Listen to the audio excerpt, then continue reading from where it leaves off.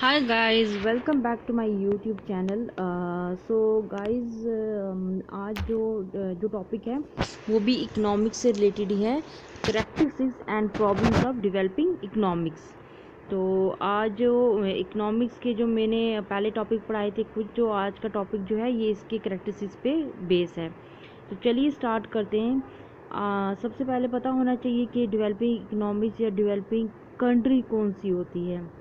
ये वो वाली कंट्री या इकोनॉमिक होती है जिसका इंडस्ट्रियल बेस कम होता है, जिसका HDI ह्यूमन डेवलपमेंट इंडेक्स कम होता है, लो होता है, उसको हम डेवलपिंग इकोनॉमिक कंट्री कहते हैं। तो इसकी डेफिनेशन थर्ड वर्ल्ड वार में भी पता चल गया था, ग्लोबल साउथ ने दी थी इसके बारे में। एक ये लैंड लॉक, मतलब एक ऐसा एरिया या ऐसा होता है जिसके बिल्कुल ये लॉक होता है, बिल्कुल आइलैंड वगैरह का नहीं सिस्टम हो, तो उसको कहते हैं डेवलपिंग इकोनॉमीज। वर्ल्ड बैंक ने इसकी डेफिनेशन दी थी। उसने कहा था कि नेशनल इनकम पर कैपिटा, मतलब 1 जुलाई को हर साल हम नेशनल इनकम पर कैपिटा के हिसाब से हम देखते हैं, जैसे GNI देखते हैं, तो उसके बेस पे जो रिजल्ट आउट होता है तो उस कंट्री को हम डिवाइड करते हैं डेवलपिंग इकोनॉमीज में या लीस्ट डेवलपिंग कंट्री में डिवाइड किया जाता है। हर साल जो रिजल्ट आउट होता है, जैसे हमारा एनुअल बजट होता है ऐसे ये भी होता है। अब जैसे लीस्ट डेवलपिंग कंट्री में 3 किस्म की आती हैं। वो है एक लो इनकम कंट्रीज़, दूसरा है लोअर मिडिल इनकम कंट्रीज़, तीसरा है अपर मिडिल इनकम कंट्रीज़। अब आपको याद रखना पड़ेगा जो इंडिया है वो लोअर मिडिल इनकम कंट्रीज़ में आता है। और कभी क्वेश्चन भी आ जाए डेवलपिंग कंट्रीज़ कौन सी होती है, तो वहाँ पे ये आएगा लो एंड मिडिल इनकम कंट्रीज़, तो आपको ये इसका जवाब देना होगा।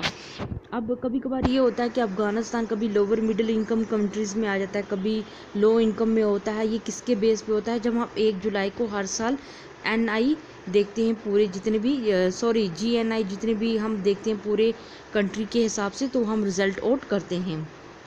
अब डेवलपिंग कंट्रीज़ जिनमें हाई इनकम कंट्रीज़ होती है, जैसे USA, UK, जापान, जर्मनी, ये डेवलपिंग कंट्रीज़ में आती हैं। तो उसके बाद मतलब कि जो यूनाइटेड नेशन, मतलब उन्हीं का मतलब UN जनरल सेक्रेटरी था कोफी अमान, उन्होंने इन चीज़ों को मतलब कि डेवलपिंग कंट्रीज़ में नहीं लाया। अब आप देखिए जैसे इसकी कैरेक्टरिस्टिक्स और प्रॉब्लम कौन सी है। जो सबसे पहले टोडारो ने मतलब कहा था कि वो डेवलपिंग कंट्रीज़ वो होती हैं जहाँ पे गैप रिलेशन होता है, जो अमीर होते हैं वो ज़्यादा ही अमीर होते हैं, जो पूर होते हैं वो ज़्यादा ही पूर होते हैं। आया समझ? अब नेट नेशन ये पॉपुलेशन जो हम डिवाइड करते हैं टोटल पॉपुलेशन की वजह से, तो उसकी जो हम रिज़ल्ट आउट करते हैं तो उसको हम डेवलपिंग कंट्रीज़ कहते हैं। अब आपने देखा होगा यहाँ पे जो मैंने माइनस के निशान लगाए हैं, तो ये करेक्टरिस्टिक्स है।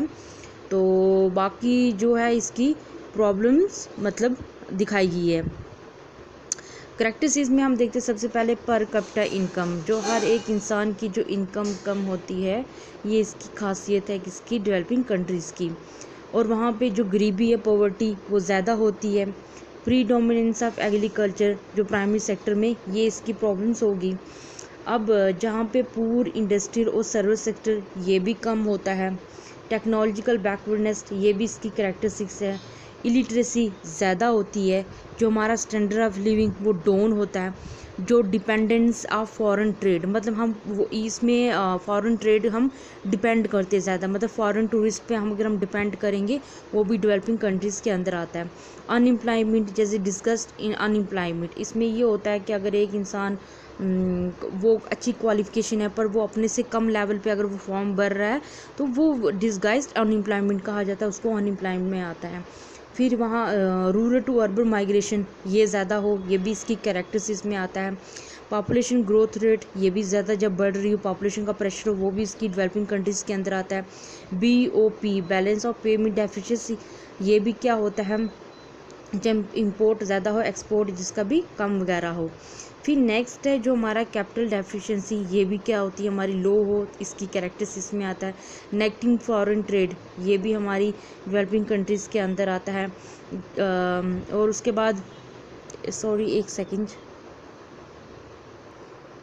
हाँ चलिए, तो मैं क्या पढ़ा रही थी, हाँ, जैसे जिसके अंदर अनडेवलपिंग जैसे नेचुरल रिसोर्स वगैरह ये जितने भी होते हैं इनमें कम यूज़ होते हैं, लैक ऑफ बिग एंटरप्रेन्योरशिप ये भी कम हो, पूर सोशल इकोनॉमिक कंडीशन ये भी कम होता है, पूर इंफ्रास्ट्रक्चर फैसिलिटी ये भी कम हो, वायलेंस अगेंस्ट वुमेन जहाँ पे मतलब कि डोरी सिस्टम हो, फीमेल जेनेटिक म्यूटेशन हो, ये वहाँ पे मतलब ज़्यादा होता हो, तो उसमें भी ये डेवलपिंग कंट्रीज़ में आता है। पूर health care, food insecurity, pollution, climate change, ये जितनी भी चीज़ें हैं ये हमारी डेवलपिंग कंट्रीज़ के अंदर आती हैं। तो आपको समझ आ चुका होगा कि डेवलपिंग कंट्रीज़ और डेवलप कंट्रीज़ में क्या डिफरेंस है, और ये हमारी इकोनॉमीज़ में क्या कहा जाता है। ये 1 जुलाई को होता है। लो और मिडिल इनकम, अगर क्वेश्चन पूछा कि डेवलपिंग कंट्रीज़ का क्या एक रिलेशन होता है लो एंड मिडिल इनकम का, अगर पूछा वहाँ आंसर, तो आप उसका वही जवाब दीजिए।